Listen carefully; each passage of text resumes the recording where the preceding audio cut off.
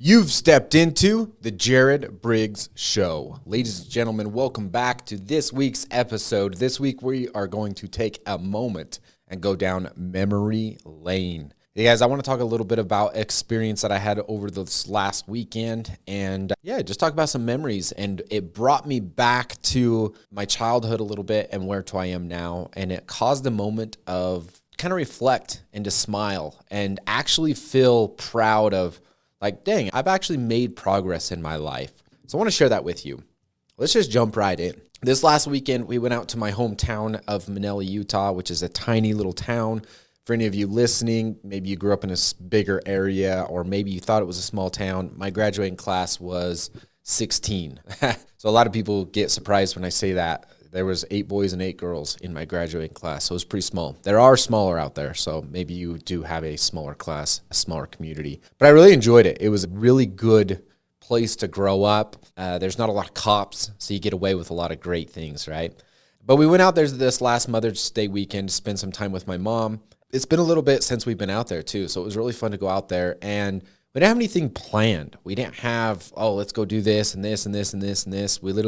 I helped my mom with a little bit of yard work, cleaned some things up, got all kinds of cool stuff. You guys, if your mom's getting ready to make some changes in her life and wanting to disrupt a little bit, go to her house. You will get all kinds of free stuff. Got a cool tool set, some other things, bought her lawnmower from her, so it was a great experience. My wife and I were laughing about it. But you guys, I spent the majority of my life there. I was there from the moment my parents got married to the moment I graduated high school, and in between there, stayed there a little bit, and I've spent a lot of time in that community, in that area, which anywhere you grew up, right, there's a lot of memories, there's a lot of emotions, there's a lot of things that you hold on to, and I was able to even drive up on the mountain. So if any of you have ever been up on the mountain in between Manila, Utah and Vernal, Utah, there's a resort called Flaming Gorge Lodge, Red Canyon Lodge. The Flaming Gorge Dam is up there.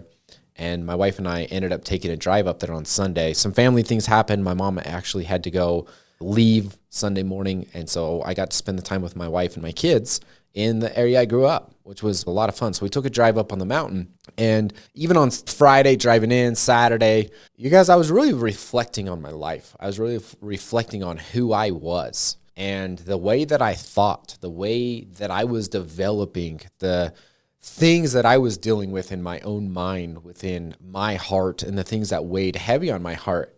And I want to talk about those things. I want to talk about some of the experiences that really shaped me and defined me. I remember as a little kid, this is crazy stories to share because you only really think about these, but I remember as a little kid, I was interested in money. I was interested in what it could do because I would watch my mom and dad operate. And I remember thinking so many times where if my mom and dad went somewhere and they're like, oh crap, we didn't bring the cash or we forgot the checkbook or something, they'd pull out a credit card and they'd still be able to pay for stuff and do stuff, right? And I used to think, I'm like, man, that's so cool that they can have multiple options. And when my mom and dad would sit down to pay bills and manage their money and do those things, whether it was a good experience or whether it was a bad experience, whatever it was, it interested me. And I remember one time my mom and dad were doing, I don't know if they were getting ready for taxes or what. We had a ranch, we had cattle and things. So they were like personal finances, ranch finances, and they were always talking about stuff that way.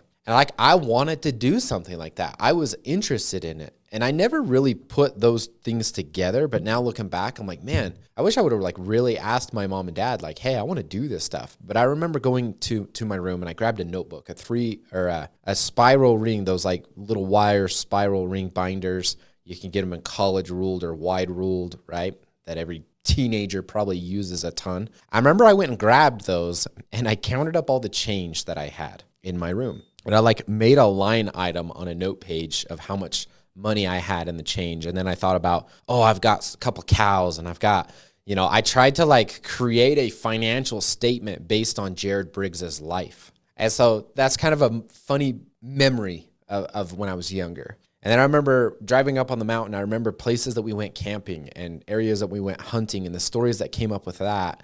I remember going down to the lake with my friends. I remembered all of these different things. And I had moments, sitting there thinking when I was driving the lawnmower really, and it was really loud and you can't hear anything else, right? I remember thinking of what I wanted to do with my life, and I really didn't know. You guys, I had zero interest in college. I had zero interest in high school. I hated school. I hated school. Like, I will preach it from the rooftops. I hate school. Like, it gives me anxiety, the thought of sending my kids to school. I hated it that bad. And that's a personal thing that I need to work through. But there's, people are like, oh, but you had that one subject that you enjoyed. No, I enjoyed PE, and I enjoyed lunch, and I enjoyed sports. That's it. I didn't enjoy math. I didn't enjoy English. I didn't enjoy history. I hated science and algebra. I hated all of them. Geometry, there was nothing that interested me. Zero things going on in the walls of that school that interested me. And I think that's why I really struggled. Like, I literally would sit in my classroom and just daydream. And so in this moment of this weekend, I sat there and thought about, like, who was I in that moment? And I was there, but I wasn't there. I'd be sitting in the classroom and my mind completely somewhere else. Another cool story is I have my grandpa, my mom's dad. I call him Grandpa Allred. He was a business owner, and that always fascinated me. I thought it was so cool that he was in charge of his life, and he worked his butt off. I don't even know how many days in a row that he worked. But the guy put in work. He worked out in the oil field, created his own company. He even developed some systems and tools and stuff that he would use. Like, it was just really, really cool. But the thing that really stuck with me is I thought it was really cool when we'd get together as a family and he paid for the whole thing. Like, I remember multiple times, all the cousins, my mom's side of the family, all of her sisters, except for one. She has 5 other sisters. So there's 4 sisters. They all lived over in Vernal, and each of them had a handful of kids. Some of them had quite a few kids. So I had a lot of cousins. And so when we'd go over to Vernal, it was like party time, right? Get all the cousins together and let's just have a blast. And I remember multiple times going to the big yellow water slide that used to be there in Vernal, or the other swimming pools, or the skate rink, or the park, or anything. And here comes Grandpa with 20-something boxes of Little Caesars pizza and crazy bread and bunch of liters of soda and cases of water and stuff like that. And he would go buy all of it. He would purchase all of it. And then there was a time he bought four-wheelers, Polaris four-wheelers. There was a couple 500s, a red one and a blue one. And then he had a 700 and an 800. And he would let anybody in the family use them. Back in the day, when I was a kid, back in the day, right? Like, I'm so old. Back in the day, though, I remember my parents wanting a four-wheeler, but they were pretty expensive. Not like they are today, but they were pretty expensive to go buy a brand new four-wheeler. And he went and bought, I don't know if they were brand new. I think maybe a couple of them were, but I think a couple of them were used. My favorite was the blue one. It was a 500, but I just liked the body style of it. It was freaking awesome. Anyway, that fascinated me. That he was in a position that he could take care of all the things in his life, run his business, but he could still go and spend $100, $200, whatever it was, on pizza, and then go spend thousands of dollars on four-wheelers, and anybody in the family could use them. We'd go camping with them. We'd all ride.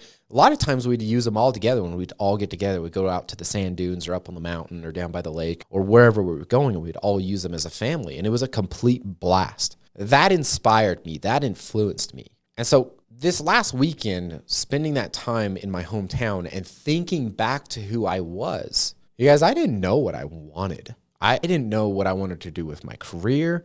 I had no flipping clue. I knew on May, whatever day it was, that I was going to graduate high school. And the next day, like, I had no structure to my life. It was like, okay, what do I do now? And I had tons of pressure to go on a mission. I ended up going on a mission. I'm glad I went on a mission, but there was a ton of pressure to go on an LDS mission to go serve in the church for 2 years, teach about Jesus Christ and the gospel and all that. And I'm so grateful that I did that for what it did for my life, but there was a ton of pressure there. And so I just started working. I literally went and worked for my grandpa's company.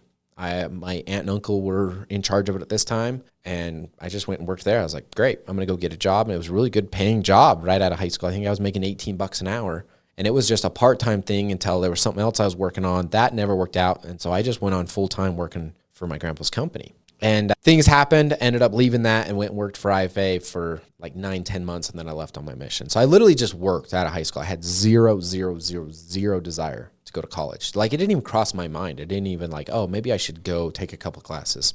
I was just like, all right, I'm going to work. I'm going to save money, build up money, go on a mission, and then I'll figure my life out from there. Well, I look back, and this weekend, I literally would think back within my mind of moments sitting in a classroom, moments driving, moments that I had on the ranch, moments that around the community thinking back to who I was. And I want to share something with you guys because I've now been able to build myself into a position where I've been able to do some versions of things that inspired me. Went over to Vernal back like September, October time. And actually my grandpa was there and a bunch of other family members, and I bought the whole dinner. We went to Wingers. And I was like, man, that was a cool experience for me to be able to do that. You know, there was my grandparents, an aunt, and quite a few cousins, and I was able to buy the whole dinner. And so I just was really reflecting back on my life of, I didn't know what I wanted, but I had this desire to do something and to do something big. And that always was business. And I'm going to continue to drill on this desire component because I had zero direction. I had zero knowledge of what it is that I wanted. I had zero information on how to do any of it. I had no clue how to start a business. You guys, I graduated high school barely knowing how to balance a checkbook. I didn't know how to manage my money. I didn't understand a lot of things, but I had a desire. And that desire was to make something of myself. That desire was to create a financial position where I could buy a house or build a house and live in a comfortable home, drive nice vehicles, have an abundance of money to the point where we didn't live paycheck to paycheck. If I could look back at one thing, you know, they all say, you know, have this big crazy vision board and you need to know what it is that you want and how you want it. You guys, you have no freaking clue what it's going to look like or how it's going to work or what it is that you really want to do. And I'm here to say that's okay because I graduated high school in 2012. To me, it feels like it's gone really fast and like, oh man, that was a long time ago. 2012 graduate. Guys, in real spectrum of this world, that's not that long ago. You know, to a lot of people, I'm still just a little kid. And that's all right. I like to be young still. But I had a desire. And that desire was to make something of myself. That desire was to live abundantly. That desire was to create a financial position where we didn't live paycheck to paycheck, where I didn't live paycheck to paycheck. I didn't want to stress about money. I didn't want to worry about money. I watched my parents do it. I watched family members do it. I watched people in my community do it. I've watched people fight about money. And I don't know where it came from, but I had this belief inside of me that there is a way and there was a possibility that I could create success. I could create financial stability. I could create financial abundance. And where it came from is looking around. And I would see other people driving nice vehicles, staying in nice homes, going on vacations, you know, living lives of abundance. And I'm like, you know what? If they can do it, why can't I? If my grandpa could build a company, well, it's in my DNA. It's in my genetics. He did it. So why couldn't I do it? So-and-so on the TV is a multimillionaire and they're talking about it and they're interviewing them on a news channel or whatever it was back then. Or people on podcasts talking about, I'm 100% debt free and I've got this and this is my income. And I seen it all over, everywhere. But then I was stuck in this reality of struggle. I was stuck in this reality of, well, you know, you just be happy with what you have. And that wasn't good enough for me. Not that family or friends or it's not that they're not good enough for me. It's accepting that reality. I'm so grateful for my childhood. You know, I used to have a lot of hard feelings and a lot of struggles about some of the situations that I went through as a child. Maybe some of the ways I was treated, whether from family members, whether from teachers, from mentors, this experience or that experience. I used to hold on to a lot of frustration, anger, disappointment. I used to hang on to that stuff. And I kept hearing this statement of, you know, life happened for you, not to you. And it's taken me a long time to internalize that and to really find out for myself what that means and why it is so good and why it is true. But it was a beautiful experience this weekend as reflecting on a lot of stuff. You guys, my parents are divorced now. The ranch that I grew up on is sold. My mom sold her to somebody there in the community. I helped her take that money, buy some real estate. And now she gets cash flow from that. You know, my parents completely split. Life isn't anything close to what it was when I was a kid. And it was interesting even driving past the ranch and, oh, someone else owns that now. And there's so many memories. There's so many good memories. There's so many bad memories. But are they really bad? I used to look at them that way. But everything that I've gone through, everything that I've worked through, everything that I've dealt with, God put me in that position, in that situation for a specific reason. You know, I have the mother that I have for a reason. I have the father that I have for a reason. I have the brother that I have for a reason. I have the grandparents that I have and the aunts and uncles and cousins and people in the community, people that I looked up to, people that maybe I didn't like very much or that I didn't agree with. All of those situations, all of those experiences, everything that I went through has built me into the person that I am today. And I look back at that, and if I wouldn't have gone through those experiences, would I have the desire that I have now? I get a lot of joy. I get a lot of joy out of giving.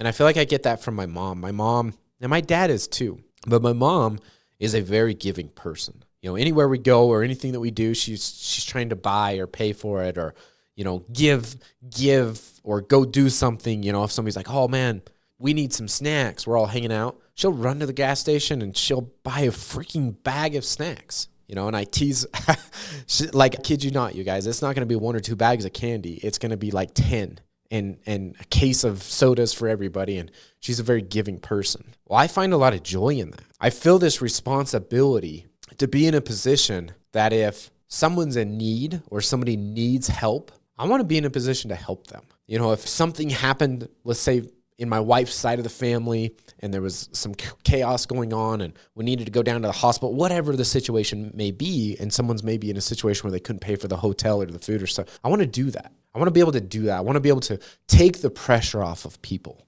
and to help them and to serve them and to love them. I feel a calling in that area because that's why I talk about money so much, because that money gives me options. It gives me the ability to have options in my life. If I need to be able to help someone and serve someone, I need to be in a position to have options where my family's still taken care of, right? Put your oxygen mask on first.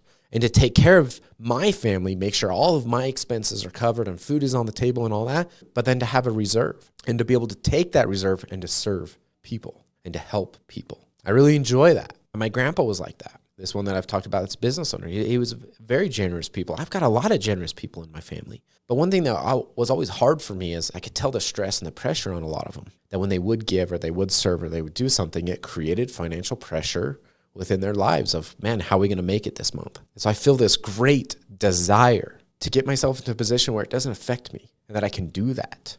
One thing that I look at a lot, you guys, is, my mother, my father, family members. I don't want to have to put them into a home. I don't. When my mom's, she's super young.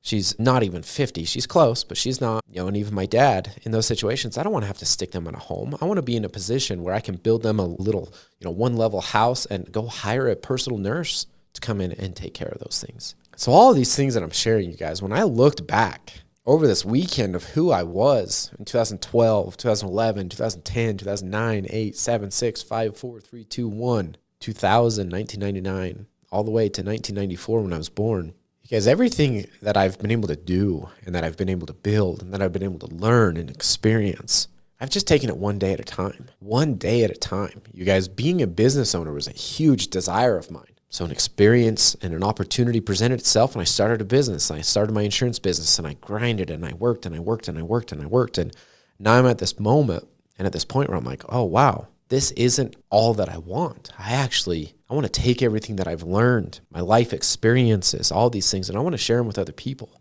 I feel like I have a gift to have conversation with people to help them think bigger. You see, I had a desire to create a big life. I had a desire to live in a dream home. My wife and I are still working towards that. We love the home that we're in now.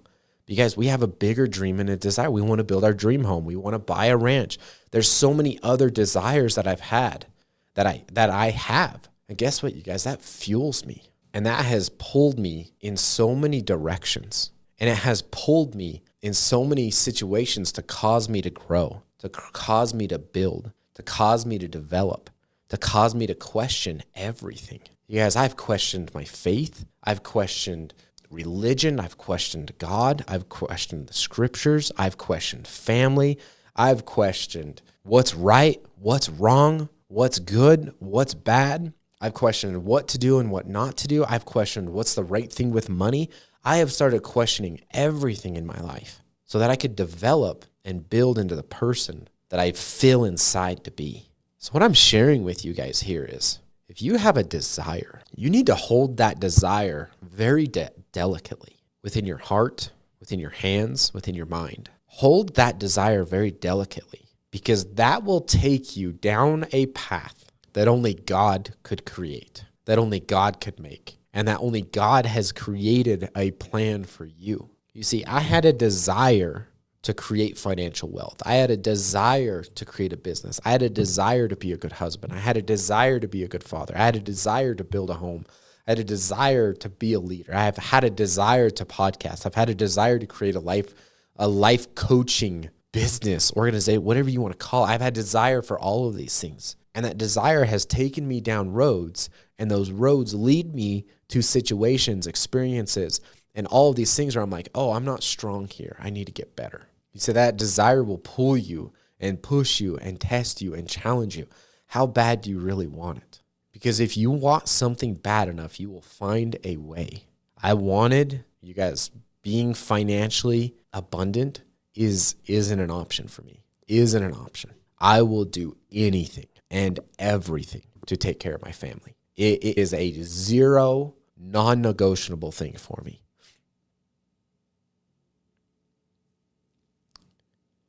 I love the saying, and I learned this from one of my mission presidents, you guys, honesty is the answer 100% of the time. That's another desire for me, you guys. One thing that I really struggle with in the insurance industry is I try really, really hard to have 100% honesty in what we are doing, but we're dealing with insurance carriers, and they've got agendas, they've got things that they're working on, and all these other different things. That is one thing that keeps pushing and pulling me to do more of this right here. What I'm doing right now is to share just truth and honesty of what's really going on in money, in retirement, in planning, in life, in building a business. Everybody's like, oh, it's easy. It's easy to make money. It's easy to create. I don't know where the frick they're getting that from, because none of this stuff is easy. That's why I say if you guys want it bad enough, you will find a way, because it's not going to be easy. You're going to have to completely build and develop yourself into a whole new person. You guys, for me to get my income to $100,000 a year, I had to completely kill the person that was making $50,000 a year. I couldn't operate as that person anymore. For me to be a better communicator with my wife, I had to completely kill that person that wasn't a good communicator with my wife. For me to be a more patient, loving father, I'm still working on killing that person where I get overwhelmed or frustrated or irritated with my kids when they're being crazy and wild and dirty and messy and all these things that cause stress and anxiety. I've had to work on that. I have to kill that person that reacts in the way that I don't want to react. Okay? Desire has taken me down all of those roads. And so what I hope you get out of this is I hope you go back, and I hope you think back to when you were 10, 7, 12, 15, 18, 25, whatever. And I want you to look back and think back to what was the desires that I had, the true desires. Because I remember watching my grandpa do what he did, and I had a desire to be able to do that. I remember watching my father and other fathers be good fathers, and I had a desire to do that. I remember watching others be good husbands, and I had a desire for that. I've seen others being able to give generously and it not affect them, and I had a desire for that. You see, everything that has taken me down a path or a road came from a natural, God-given desire that I had years and years and years and years and years ago. Probably even before I was even born. Maybe I had those desires up in heaven before I even came to earth. Who knows? But over this weekend, as I was spending time with my mom and my wife and my daughter and some friends and neighbors in that area, it was a beautiful moment to reflect back on experiences and thoughts and feelings and emotions and to smile. I honestly did. I honestly smiled. I was like, holy cow. There's a lot of times where I'm frustrated where I'm at, and I have imposter syndrome, and I feel like I'm behind. And all of these frustrations that I deal with and the unknowns and what to do and how to do it, it's a lot to deal with. But in that moment, I looked back and I was like, you know what? I had desires, and I've pursued those desires, and I've got a long road to go to accomplish those desires and fully fulfill those desires that I had. But I've made progress. You guys, I've made progress, and that progress happened one day at a time. So I want you to take that moment and to look back at your natural desires, the true dreams and goals and desires that you've had for your life. And jot those down. Put those in your notebook.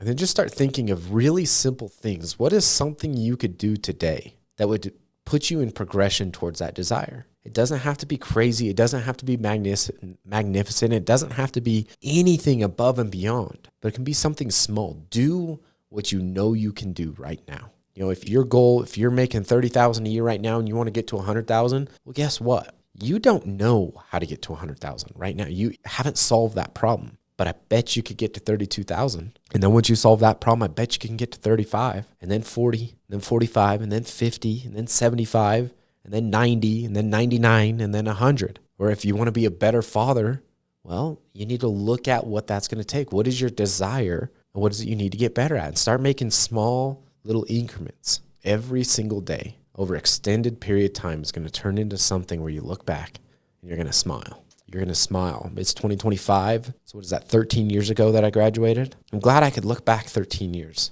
and smile at the progress made and to be excited and grateful for the person that I've become. You guys, I hope I get better. I've made a lot of mistakes along the way. I've hurt a lot of people. I've said a lot of things that maybe other people didn't like, or maybe I wasn't 100% honest in everything that I did. But all those things taught me something. And I hope today that I can learn from all of those things, and today can be better, and that tomorrow will be even better.